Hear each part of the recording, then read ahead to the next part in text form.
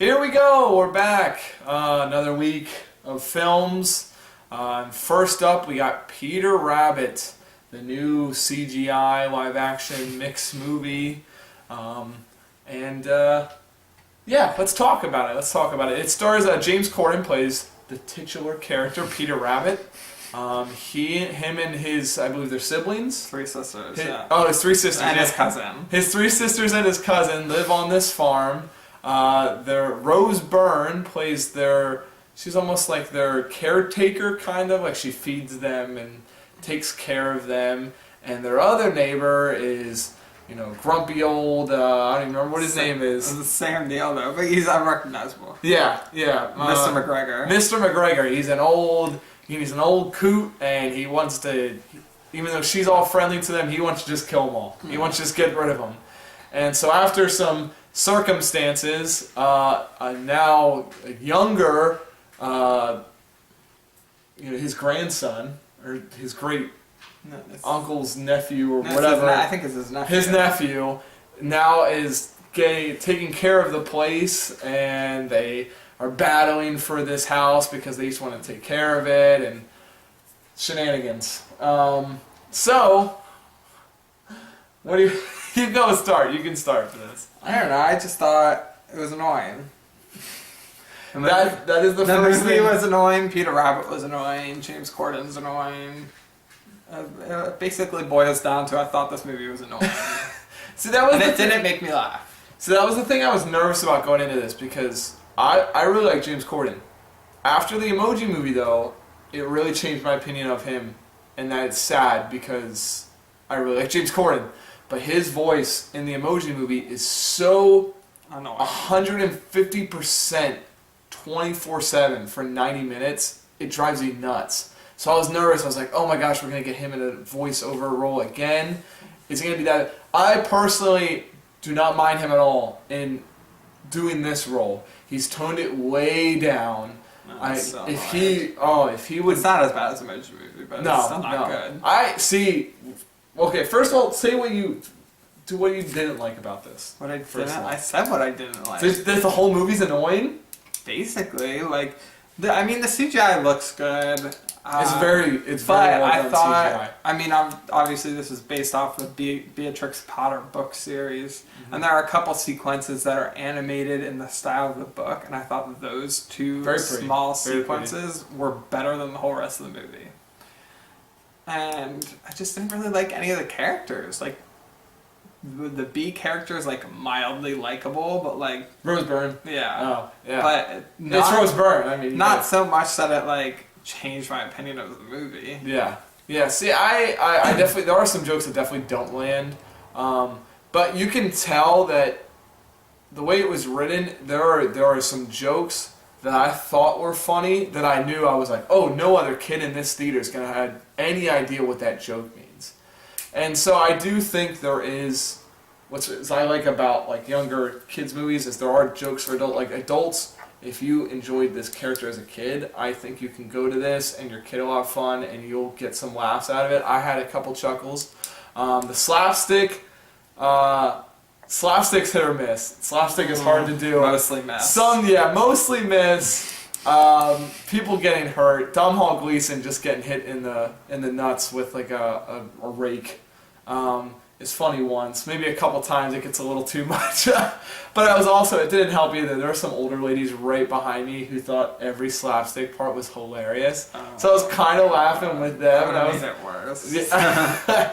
So, yeah, the slapstick's hit or miss. Some of the jokes are hit or miss. It does have, I thought, I think it has a good lesson to it. I do think you can learn, the characters in this did learn some things. The biggest negative for me from this was I thought Domhnall Gleeson's character, he's the young McGregor that inherits the house.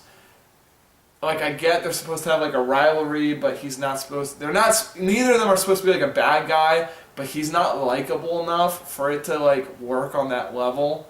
And you want to dislike him enough that, oh yeah, Peter Rabbit's tricking him and stuff. Yeah. Oh, that's funny. But then at the end be oh yeah, they can be friends and it'll be good. But it never got to that. Yeah. I liked Domhnall Gleeson a lot, but he was always still They didn't give him enough to ground his character, and that was the biggest fault in my opinion. But yeah, you said the CGI is actually pretty impressive. It's come along. Really good, we've come a long way since the first Alvin and the Chipmunks movie. It's way better than that. Like, he's just standing there and the wind's like blowing his hair. Yeah. And you're like, whoa, that's like really good. And even the all animal scenes I thought looked really well. It didn't. It wasn't jarring, like cutting back and forth. It looks human good. CGI. Yeah. No, it looks good.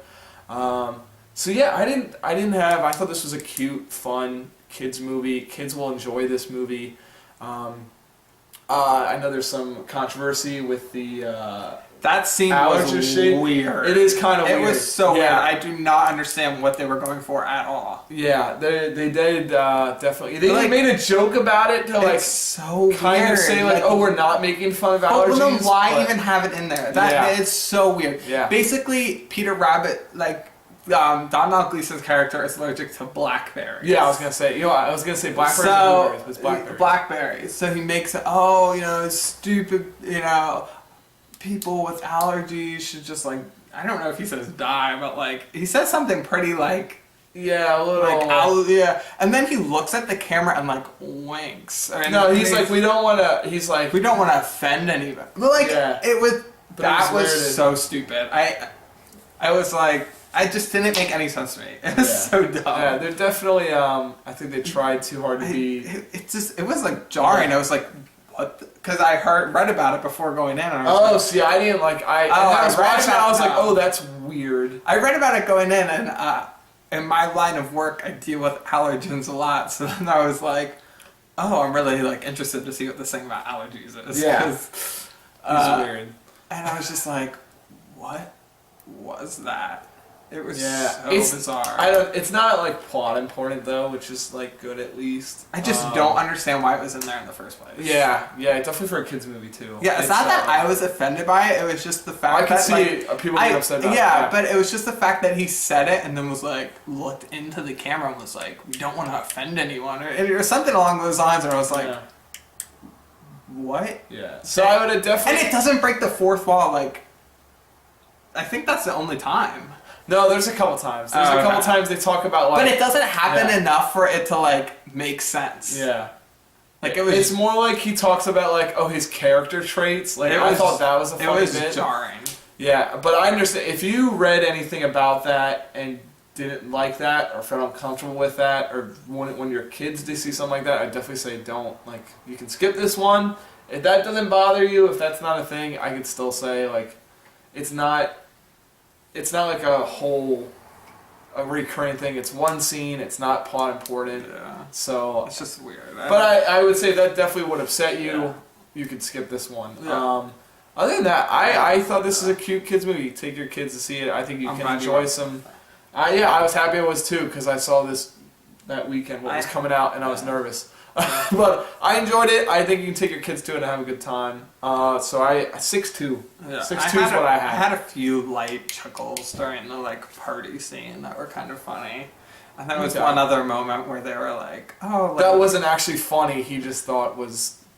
Oh no, that other one. Okay. No. There's a moment where they're like, basically like the bombs are going off outside, and they're like, "Oh, Bea will hear us," and she's like inside listening to loud music and painting. It's really funny. Yeah. But yeah, this movie annoyed me. I was just annoyed the whole time. I was nervous. And I had just maybe not just, but like a month ago, Paddington 2 came out, and Paddington 2 is like The Godfather compared to this movie. CGI. No, not even just the CGI. There's not that big of a difference in like the look of it. Yeah. I mean, it's better like art direction. No, I'm saying like not just CGI. I mean like CGI. Yeah, for this live action CGI animal, like I had just seen a movie that was so good. Yeah. And this movie just like. No, I completely understand. Did not even come close. So like honestly, like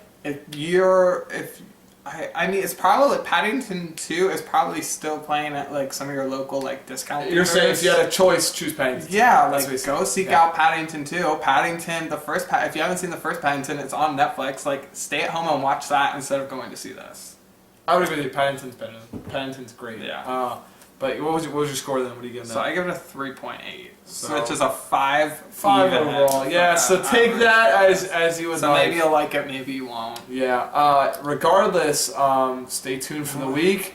Like, and I subscribe. think it's about there on Rotten Tomatoes too. I don't remember. What? 50%. It's right around there. Yeah, that's where I saw it. It's 59. 59. So right everyone there, seems kind of split on it. Split on it, yeah. But regardless, yeah, like, comment, subscribe, check us out. We got 2 more movies that came out that weekend, 1517 to Paris and 50 Shades Freed. They're coming this week. Also, we got Black Panther and Early Man are coming out, so look out for those reviews as well. They'll be coming up. Regardless, thanks for watching. Spoiler alert, this is the movie I liked the most this weekend. that is a spoiler. If you would like to see a rant, stay tuned this week. See you guys. Adios. Have a good one. Bye.